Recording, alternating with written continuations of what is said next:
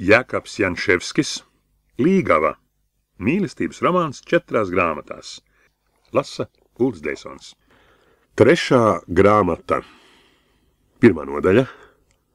Vakars laukā, Straujupe ceļā. Jauka karsta diena vasaras sākumā gāja uz galu. Saules ripa, liela un iepelēka dzeltena, it kā peldēta pa putekļainu miglu, ledās gar apvāršņa malu uz mežu galiem. Smagais tvīkainais gaiss, kas bija turējies visu dienu, likās nekļūstam vēsāks un vieglāks arī saulē jau rietot. Kāds vīrs pusmūža gados pēc izskata darba cilvēks, tomēr ģērbies nevis zemnieka, bet drīzāk it kā pilsētnieka drēbēs, kāpa lēnos gurdenos soļos no dziļas gravas pa meža taciņu kalnup, turēdams cepuri rokā un brīdi pa brīdim pavicinādams to ap galvu, tā traukdamies pieviecināt sev kādu vēsuma strāviņu klāt. Dažus soļus tam iepriekš dengti un dušīgi spērās kalnup kāds puika, labos pusauģa gados, vienā rokā turēdams arī cepuri, otrā pagaru žaigu, kura brangi varēja noderēt kaujoties ar suņiem, kā arī kalnā kāpjot atspaidam. Saule vai jau norietējusi, vai pat laban laižas zemē, ierunājās puika, kad bija uzkāpuši kalnā un abi piestājušies. Mežā koku starpās neredz nekur vairs garās vakara ēnas un biezienos un kuiteņos liekas jau pilna sakrēsla. Skaties krustdēla augšup koku galotnēs, tad redzēsi, vai tur vēl kur ir kāds saules pēdējo staru atspīdums, jeb tā jau pavisam norietējusi, teica vecākais gājējs, piesliedams savu ķūzi pie resnas priedes, noslaucīdams ar plaukstu savu mitro pieri, un arī pats pamestams acis augšup, uz kurieni puika pat labam skatījās. Nē, neredz nekur vairs saules spīduma, arī koku galotnēs cits nekas nav saskatāms, kā tik zaļā spriežu un ekļu skujas. Saule pavisam jau nozadusi aiz tālajiem mežiem tūr otrpus ventas. Tā atkal zēns, nosviesdams savu cepuri zemē, un pats nosēsdamies tā līdzās, skujām nobirušajā līdzenamā blakus takai. Jā, pie jums te saule noriet aiz mežiem, pie mums jūrmalā tā atkal katru vakaru un pazūd jūrā, piebilda vecākais, uzmaugdams rokā turēto cepuri uz ķūzes gala un tad piesliedams to atpakaļ pie priedes. Bet, krustēv, vajag gan tad savādi izskatīties, kad saule zūd jūrā. Diezin, vai viņa uzreiz pazūd, vai lēnām ielaižas viņos? Lēni vien, kā brišus iebrīzdama, dodas arvien dziļāk, līdz tad iekļūdama pavisam dzelmē, kur nevar nekur vairs turēties, nogrims dibenā. Vai cik savādi? Diezin, kā saule nogrimusi dziļā jūras dzelmē, tur nepaliek pavisam, bet rītā atkal uzlec. Un kad viņa tādā spoži sarkana kā nokaitēta dzels ripa grimst jūrā, vai tad dzird arī ūdeni čūkstam un redz karstus burbuļus skrienam gaisā? Nē, nedzird nec čūkstam, nec burbuļi lec gaisā. Neba viņa pie malas grimst jūrā, bet tālu projām jūras vidū. Malā stāvot tad arī neko nedzird, ne arī var ko skaidri saredzēt. Bet tur tomēr ir ko redzēt. Kādreiz es gan noiešu krustēju pie tevis, un tad arī dabūšu redzēt, kā saule brien un pazūd jūrā. Nekad vēl neesmu jūru redzējis. Nezinu nemaz, kā tā izskatās. Vai pie jums saule rītos uzlec atkal turpat no jūras? Kuš, krustdēl, nerunā vairs. Klau, kas tur par savādu droksni? Saruna pārtraucās, puika iztrūcies uzliec kājās, un abi divi brītiņu vērīgi klausījās. Tās ir ventas krāces.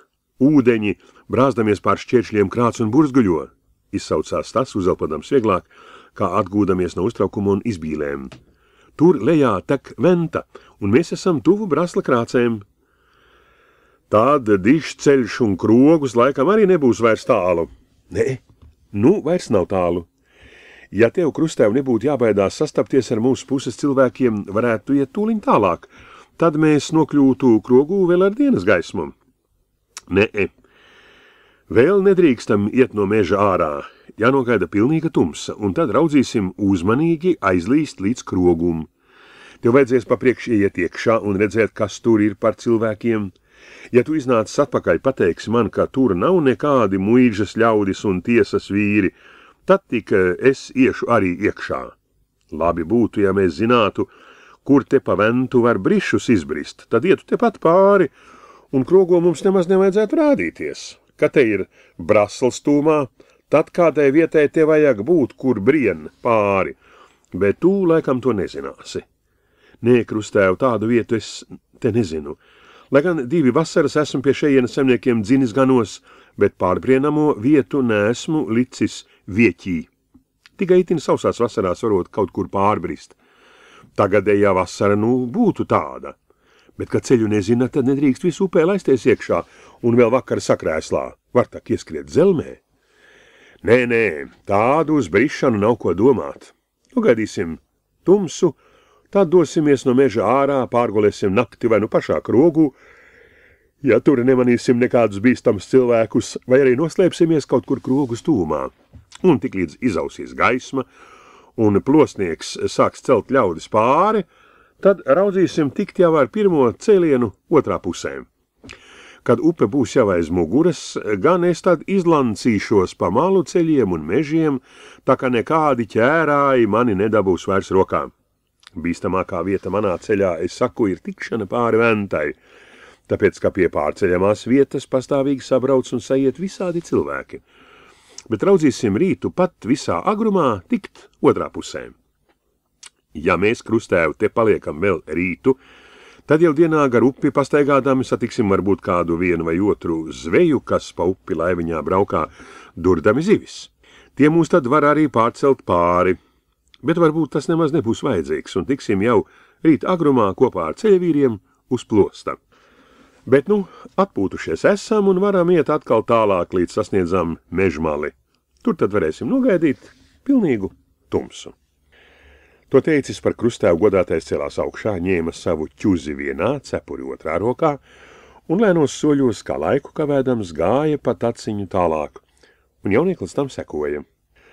Bet knaušu šovakar ir milzums, iesacās pēdējais dažas reizes, savicinādams cepuri sev ap galvu un tad uzlikdams to galvā. Siltā vakarā tā ir, sevišķi mežā, dūr kaklā ģīmī un rokās citi džindž matos un lien ausīs iekšā, atteic vecākais, kaudamies ar knaušiem un uzmaugdams cepuri dziļi galvā. Zini ko, Krustēv, tu esi pīpnieks, tev ir šķiltava un krams. Ierauj uguni, es salasīšu sviļus, sagrābāšu čūkšļus, uzkursim uguni un sataisīsim labu dūmu lāmu. Citādi tak mēs neglāpsimies no tiem knaušiem. Nē, zēn, te ne. Mēs atrodamies kalnā, drīz te var ieraudzīt, ir dūmus, ir uguni, un jods zina, kas tad var te uznākt. Kad nonāksim gravā vai ielējā, kur nevar necik tālu redzēt, tad iekursim. Brīdī abi gājēji soļoja klusām. Tad puika, pamēsdams ar galvu uz augšu, it kā tur, ko rādīdams, ievaicājās. Vai tu, Krustēv, redzi to spožo zvaigzni tur, pāri garā spriedes galotnei? Vai tā nav lielā suņu zvaigzne? Drīz suņu dienas sāksies, un suņu zvaigzne spīdot tad visspožāk, kad skrej traki suņi apkārt. Nē, suņu zvaigzne tā nevar būt. Tā spīd vairāk pamalē un ir gaiši spoža, bet šī ir gandrīz mums virs galvas un izskatās tāda iesarkana. Tās zīmējas uz kariem un asiņu izliešanu. Kaut kur tālu esot karievi izcēlušies. Vecais vagaris teica, ka pie zemes tupeles jau kaujoties, tā avīzēs esot bijis lasāms.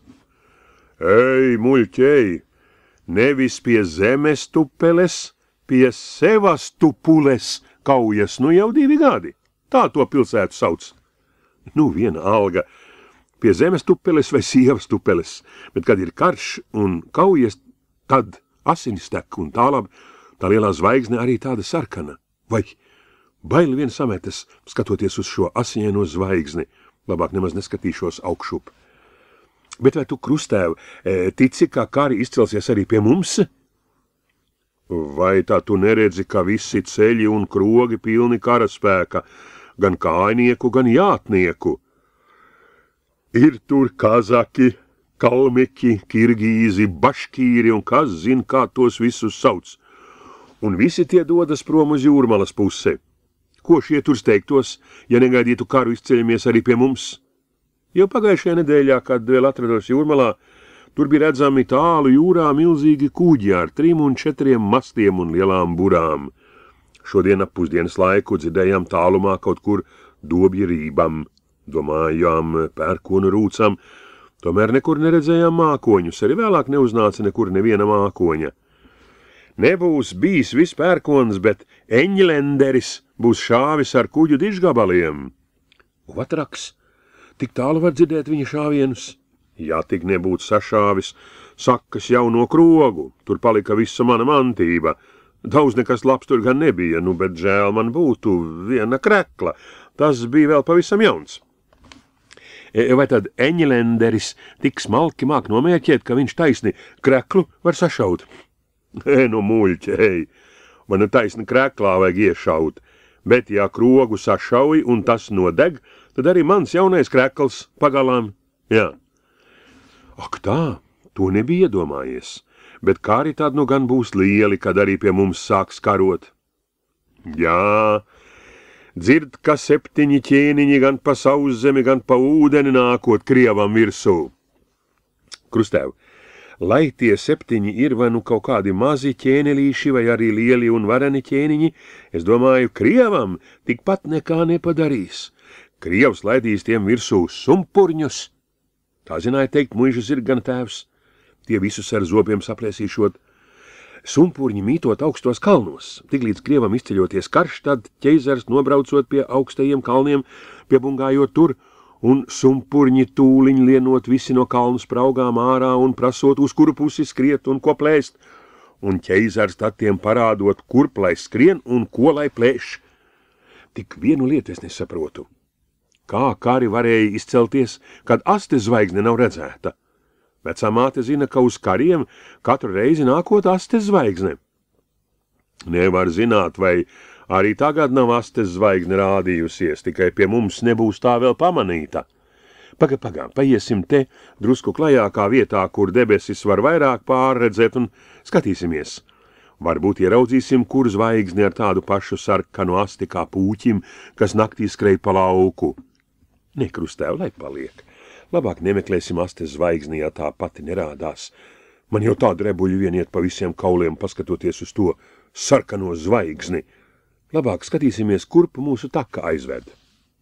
Tā sarunādamies, tie bija nonākuši pie kādas nelielas ielejas, kuras dibenā iekūra uguni.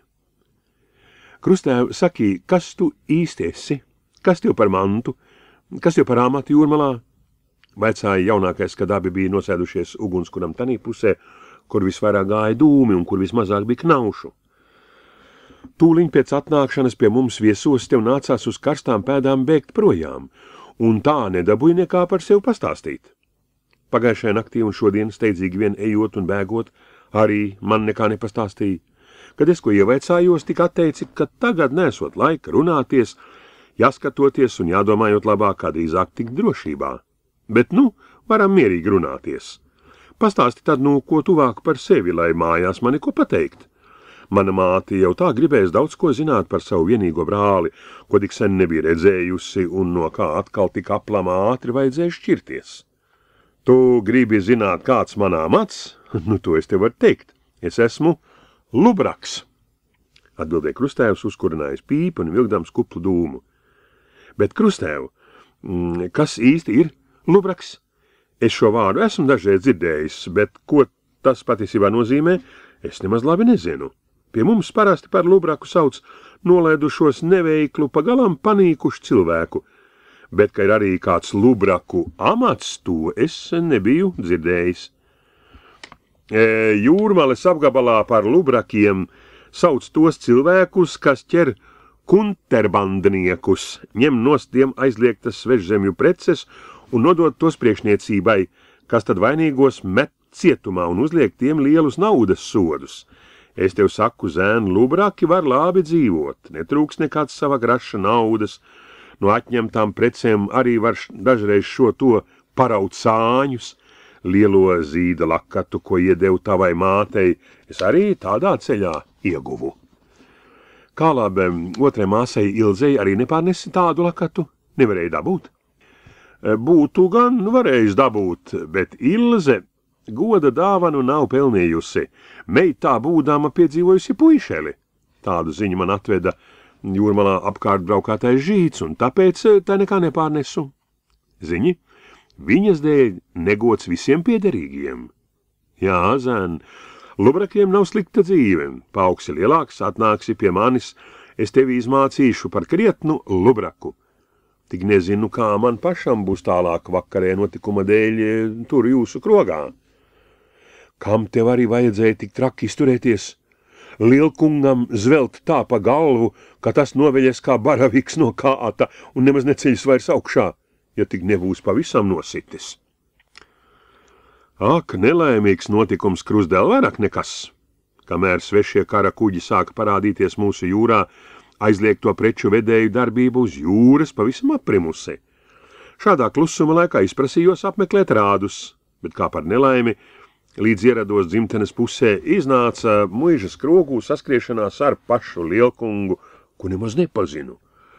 Kad redzēju to tur tincinām un pliķējam aklu ubagu, tad nevarēja vairs valdīties un turēdams Lielkungu par kādu muižas sudiku vai citu nelieti, spēru tam tā pa ausi, ka tas novēlās kā salmu kūlis.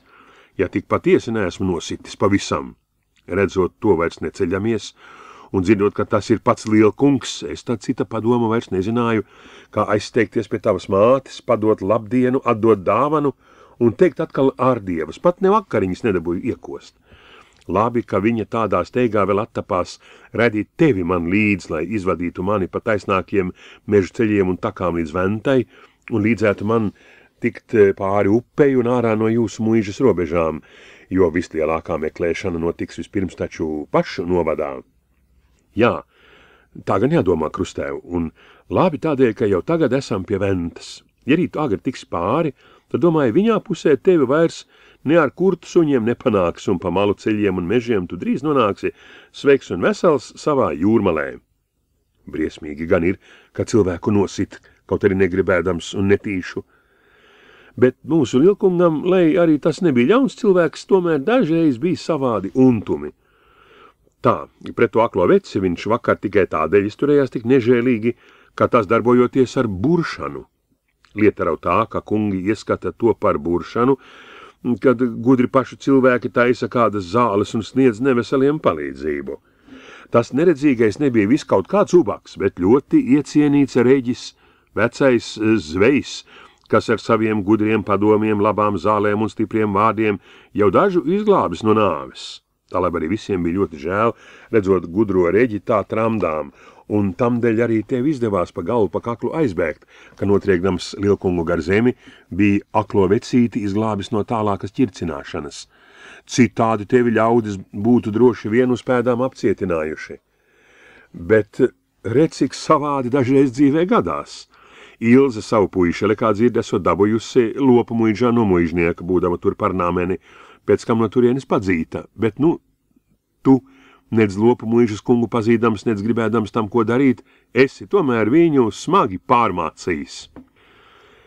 Jā, gluži netīši un negribēdams esmu par savu māsu vecajam netiklim atriebies, kad ik nebūtu vēl pavisam.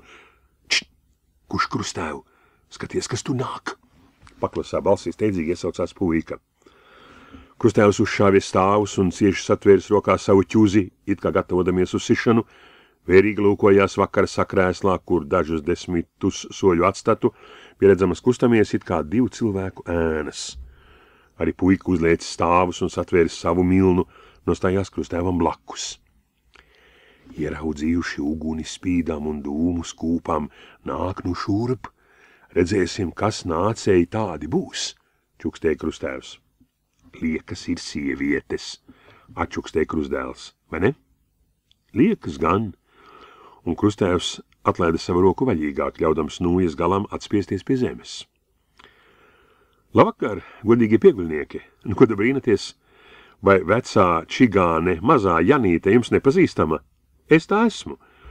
Un tā te man blakus ir liekna Tija, sava vīra sieva un savu 7 bērnu māte. Ak vai, mani bērniņi, žēlodamās izmisušā balsī iesaucās otra sieviete. Tu, lielā runātāja, pati esi tāda maziņā kā meitene, kas nulet tik sāks dzīt ganose, ierunājās Lubraks. Jā, baltās mātes, baltais dēliņ, tāda krūplīte es esmu, tīri kā mazās sugas vācu vistiņa, tas tiesa, bet jaunā vairs neesmu, Dēlu dēli jau lielie zirgu mitenieki un meitu meitas gudras mangotājas. Agrāk biju mazu miltiņu lielāka, bet nu uz vecumu esmu sakritusi pavisam maziņa sīciņa. Visu savu diženumu, cik man tā bija, esmu atdevusi dēliem un meitām. Katram savu daļiņu, pašai nekas nav atlicies. Bet rautā otrā sieva, Pričatija no kalna lieknēm, ir pašos spēka gados. Vakar viņu krievi neganti pārbaidījuši, ķēruši rokā un viņa bēgusi, tā aizskrējusies, ka dabūjusi dusuli, un tā pārbijusies, ka nu brīžiem jūk valoda. Jā, čigāni piebilda klusākā balsī. Liekas, viņa zaudējusi prātu. Kur tad jūs divas satikāties? Dibināja Lubraks. Tepat šodien mežā.